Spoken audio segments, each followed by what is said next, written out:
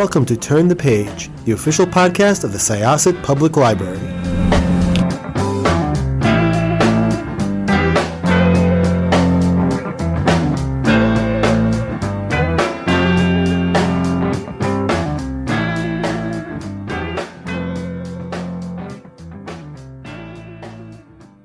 Welcome to Syosset Library's Turn the Page podcast. I am your host, Jessica, and I am here today with the author, Sylvia Mercedes, whose book, Bride of the Shadow King, this book first came out in 2022. Am I correct? Yes, that's right. It's been a hot minute. Yes, and this is, it is actually being reissued as we speak.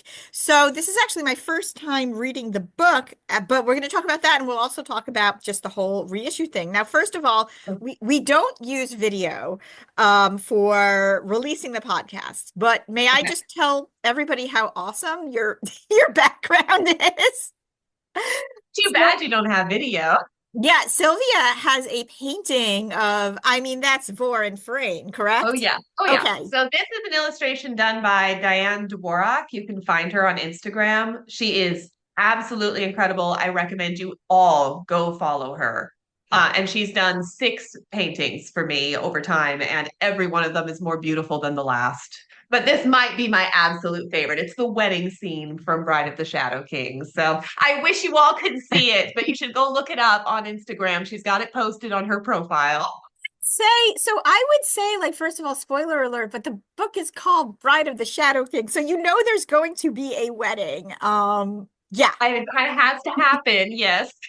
But yeah, and I also just kind of love the whole idea that, like, we live in this world where you can commission artists to, like, connect artists and commission artists to recreate these scenes that are in your mind. It's really very that's one positive thing I would say. A lot of people talk about social media, and there are things about it that can be not positive, but as a way for, like, artists to get their work out there, and for fans and for writers to just kind of connect the dots and be able to hire somebody to visually put together something that's in their heart and in their words is just really, really cool. So that's what I'll say about that. So check her out. It's Diane Dvorak. Yep, that's right. We will drop that in the show notes. So first of all, once again, welcome. This is a really cool romantasy, I think is the term. Was romantasy really being used when the book first came out? It really wasn't. We still had like a differentiation between, like, romantic fantasy and fantasy romance back in 2022. So I had been writing romantic fantasy, which is considered a fantasy novel with a little bit of romantic thread. And then Bride of the Shadow King was my first time writing a fantasy romance, where it's like it's a romance novel, just happens to be in a fantasy setting. But since then, romantasy has kind of become a catch-all term that kind of contains both. But I will say, like, Shadow King definitely leans more toward the romance of romantasy. There's still plenty of fantasy going on, but the heart and soul of the story is very much the romance, the chemistry between the 2 main leads, the whether or not they're going to find wholeness through true love, all of that. Yeah, and thank you so much for differentiating that, because I never really considered those 2 things very separate. I would read both. I suppose both, happily, not really realizing it. And then when people started using the term romantasy, I was like, well, isn't it just is this just sort of putting a name to something that we've had for a while? Something that's already there, yeah. Totally. But regardless, this is a really nice book. I really like the characters, and I like just the setup. It's very much a classic setup where there is a noble house, and they are looking for political reasons to marry one of their daughters off to somebody. And this is the Shadow King. But the Shadow King is just lovely. He is so hard not to love. Of course, you think he's going to be terrifying, and just ruthless. And he's a really interesting character. And you have Farain, who is not the favorite sister. She did not marry who they wanted her to marry. It didn't work out, probably for the best. And Vor is, he meets her and her brother, and there's almost like instant chemistry between the two of them. But for political reasons, it's kind of clear that he is not supposed to pick her. I mean, he's supposed to pick, but it's not supposed to be Farine. It's supposed to be her sister, who is the loveliest and the kindest and all of those things. But fate changes and twists and turns. So before we get into why a reissue and all of that, so for people who might be coming into this series new, talk a little bit about where this series came from, because you said you had written before in more of a fantasy romance instead of romance fantasy.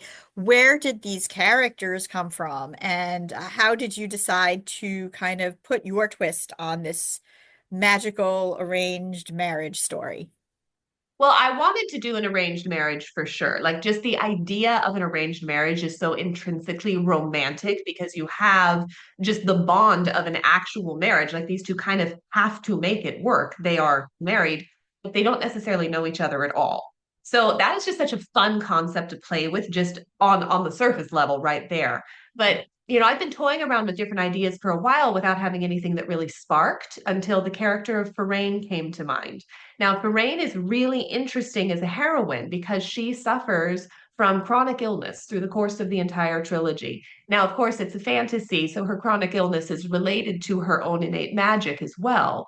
But I loved the idea because I have women in my life who I love dearly who struggle with chronic illness, but it's almost like through the struggle, they find their own real strength, like the core strength and character that really can ultimately define them, not the actual illness, but that strength that they discover through it that defines them and makes them heroines in their own right. So I really wanted a chance to play with a heroine like that. In romance, romantic fantasy, it's very popular right now, of course, and we all love these heroines. It's popular to have warrior heroines. It's popular to have the swashbuckling type of gal who's out there fighting her battles with a sword. And, those are great heroines. I love them too. But I really was fascinated with the idea of what if I could write a heroine who isn't heroine in her own right, who is going to save the day. She is exactly who he needs. She's exactly who his kingdom needs. But her strength is not coming from actual physical prowess. It's not coming from an ability to fight with a sword or to keep up with the men in that sort of an arena. Her strength comes from who she has become due to the circumstances she didn't have control over and would not have even chosen for herself if given that choice. So as soon as she came to mind as a character, the whole rest of the story started to explode for me. I remember sitting down to just brainstorm the initial idea. And when Farain came to me, the whole rest of it, boom, it just all poured out of me. I was writing notes so fast, had a big stupid grin on my face, so excited to write this story and see where she would take me, basically. So you have her and you have her family, but then you also have Vor and you have Mm. Vor's family. So where did he come from? How did he begin? So Vor, of course, I wanted to start out with that dangerous, sexy kind of hero because that is what romantasy is all about. But the little twist that's really interesting with Vor is that his actual core, the thing that drives and motivates him from the beginning, is his soul of honor. He is so not the bad boy. We all love the bad boy. Again, not any no hate against the bad boy. But Vor is not the bad boy. He is dangerous. He is deadly. He is a warrior. He can be vicious when he needs to be. But the thing that drives him is honor all the time, which is really fascinating to watch when that honor gets thrown up against his developing passion and interest for Farain. As the trilogy continues, that conflict becomes greater and greater, and we see him having to battle just desire versus honor over and over again. And that was really fun. I love throwing a character like that who's like, he's so strong in his conviction. He knows who he is, and then just throw him into circumstances where he is completely over his head just see what he'll do. It's all about experimentation at that point. But I truly love Vor. I tell people that Vor is your next book husband, not your next book boyfriend. He's your next book husband. He's the one forever. So, I have to say, I am kind of not a fan necessarily of the bad boy. I prefer the cinnamon roll who the might cinnamon have roll. to, yeah, who might, have to sometimes present in a certain way, but there's layers and Yes. and it's not Amen. like just like bad boy who's been hurt. Like it's somebody who really is quite soft. Yeah. Even they can't be always. And I like that. And I definitely found that very interesting with him. And they had a lot of chemistry. When plotting this particular story, how you said that you were just writing notes and how deftly do you plot and how much do you let the characters take your hand and take you on the journey? That's such a great question. I feel like it depends on the story. In this one, really, it was the characters who dictated the story for me. I knew very early on what I wanted to be the actual final climactic moment of the trilogy. And I knew what I wanted to be the final climactic moment of book one.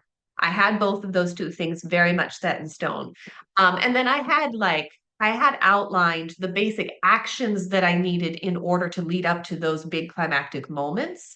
But so much of the story happens in that nuance of their interactions, and you can't really outline that. There's a place where you really have to let spontaneity guide you and let the characters themselves guide you. But because Bor and Farain were so distinct in my head, I knew who they were as individuals. It was just honestly so much fun to put them into scenes together and then watch what would happen. So while I had those big landmark things that I was aiming toward, yeah, a lot of the real like meat of the story, all the things that really make the story special were things that kind of just developed as the story went along. And their families, how did their families develop and the interconnectedness and the political intrigue? Well, a lot of that had to do with my desire to write more about Farain's family. So, Farain herself is such a fascinating character, but every one of her siblings has got a story to tell as well. So, I knew very early on that I would want to continue telling stories about her family. So, for instance, I'm currently in the middle of writing and publishing the sequel trilogy about Farain's younger sister, Ilsevel, who's a very different personality from Farain, but was raised in the same environment. And that was super fun to experiment with of like, okay, what would happen if you've got a slightly different personality, but the same sort of, really strict sort of upbringing? What would happen to a person? So I wanted to play with that. I wanted to take all of her sisters and give each one a different personality so that they also contrast off each other on the page. That's more fun to play with. But then as a result of that, I get to explore and see where their individual just foibles and passions, where those can take them. And for Vor, his primary family member is a half brother character named Sewell, who is a fan favorite. Everybody loves Sewell. And for him, I basically just wanted to give Vor basically his antithesis in brother form. These two really should not be friends, but they're brothers and they love each other very dearly. But they really are opposites in every possible way. So they're just super fun to play with. How much do you have to like keep track of your own lore? Do you ever trip over your own lore when you're writing and I find yourself I in a bind? Yeah, I have extensive notes, but having extensive notes doesn't always help because you still have to go back through and look up all of your extensive notes.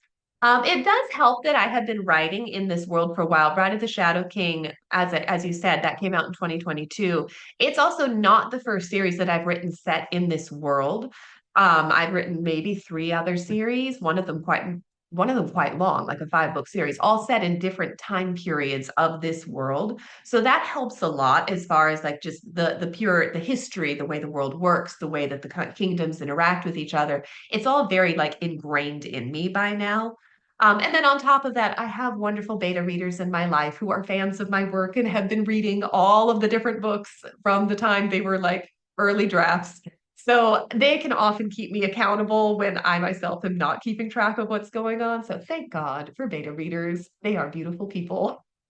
When did you start writing? I'm kind of like weaving this this whole like just sort of in and out because I am very curious. Like, how did you begin writing just in general? So I've been a professional novelist since I was 22 years old, but I wrote under a different pen name long, long ago. And then I dropped that pen name when I decided to start rebranding and moving in more the romantic fantasy direction. I was writing more epic fantasy back under the old pen name. So I have been writing as Sylvia Mercedes and this brand since 2019, I believe is when I launched the first book. And I'm working on my 28th novel under this pen name now. So I've been at it for a while, and I've got quite a number of series out. So what can new fans and original fans expect from this reissue and why a reissue right now? Well, so many different reasons. I was interested in the idea. I've been publishing independently as an indie author, and indie authors, generally speaking, aren't going to end up in bookstores. It's just, it's more of a hassle to get into bookstores. So my concentration has been more ebook sales. But I loved the idea of getting into bookstores if the right opportunity came along. So then you enter my editor from Ace, who was an actual fan of the trilogy before she signed me. Absolutely the perfect person. I didn't want to sign to just anybody because, these books mean so much to me and they mean so much to my fans. But to actually sign the books over in print format to an actual fan who loves the world, loves the characters, loves my style of writing, that just made all the difference to me. So it's very exciting to have a book that's technically 2 years old finally getting its bookstore launch, this print edition, which is super fresh. On top of that, this edition coming from Ace has bonus material in the back that is not in any other edition. It's not in any of the ebooks or special editions, no other edition, just the Ace paperbacks. And these little bonus scenes include a fan favorite character whose name is Captain Hale, and she is the captain of War's Guard. And she has her own little intrigue and possible romance going on through the course of the trilogy that is never completely resolved in the main trilogy. But through the bonus material, we may or may not actually get a resolution to Hale's story. That is awesome. And I will also say that one thing that I have noticed lately just about bookstore releases and especially just books like this is that there's so much concentration on just the physical beauty of a book. And I'm really seeing like the publishers, they really work really hard to just make this tangible thing, something you really want to hold in your hand, something when you walk up to it, you like it's like you have to catch your breath because it's so beautiful. I agree. I was so pleased to work with the publisher as they're bringing this new edition to life. They also made a point to go and one of my all-time favorite cover artists, Katie Ritchie of Story Wrappers. Again, you can find her on Instagram. They got her to do the redesigned covers, and that was just such a thrill for me to have an opportunity to work with an artist who is just that skilled at her job and who has created so many beautiful cover designs that I've admired for years, but I never honestly thought I'd have an opportunity to work with her. So yeah, I'm thrilled with what Ace is working to create here. So, okay, the reissue of Bride of the Shadow King comes out, or is it out November 12th. November 12th? Mhm. And then the other two, not too far behind, correct? That's right. So Vow of the Shadow King is coming out in January, and then Heart of the Shadow King, which is the final book in the trilogy, will follow in February. So if you get caught up in book one, you don't have to wait long for books two and three. They're hard on the heels of the first one. And then we have another like another series coming as well, correct? That's right. Yes. So I signed an exclusive deal for a duology with Ace. So they will be producing the ebook and print and audio, whatever editions are coming out will be coming through Ace. So that is an exclusive duology, which does not have an official title yet, but I'm very, very excited to start to promote that one. I can't talk about it too much yet because nothing has been officially announced, but I will say it involves an assassin who is sent to do his job, only he falls madly in love with the person he's supposed to do his job to. So it's super fun.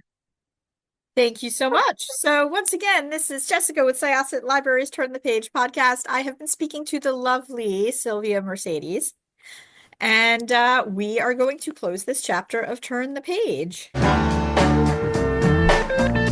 It's time to close this chapter of Turn the Page. Join us for the next episode.